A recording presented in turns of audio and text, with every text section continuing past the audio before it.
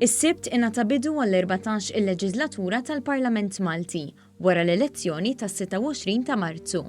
F'din il-leġislatura il-Parlament Malti qed jara l-iżjed ammont ta' siġġijiet kif hemm 79 deputat. Dan kif mal-65 deputat żdiedu 2 siġġijiet oħra biex jikkompensaw il-maġġoranza ta' siġġijiet fl-ogħla istituzzjoni tal-pajjiż u għall-ewwel darba tħaddem ukoll il-mekkaniżmu għall-ugwaljanza bejn is-sessi li ra żieda ta' 12 il-deputat mara.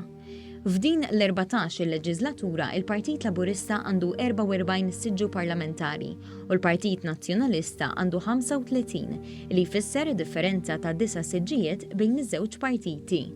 Iċ-ċerimonja bdiet b'qudiesa fil-Konkatedral ta' San Ġwan ikkonċelebrata mill-Arċisqof ta' Malta il-Monsinjur Charles Scicluna.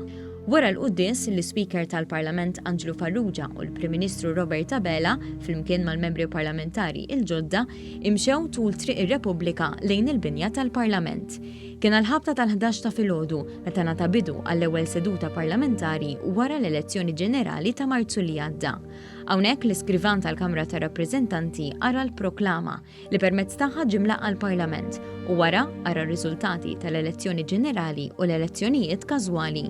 F'din is-seduta saret l-elezzjoni tal-Speaker u tad-Deputy Speaker. Il-Gvern innomina lil Angelo Farrugia għall-irwol ta' Speaker, waqt li l-Partit Nazzjonalista innomina lil David Agius għal Deputy Speaker. Fil-każ ta' Angelo Farrugia bħala Speaker tal-Parlament, il-Gvern ivvota favur u l-Oppożizzjoni votat kontra, filwaqt li għal David Agius iż-żewġ naħat ivvotaw favur. Wara il-Prim Ministru Robert Abela ħal ġurament tal-ħatra bħala membru parlamentari.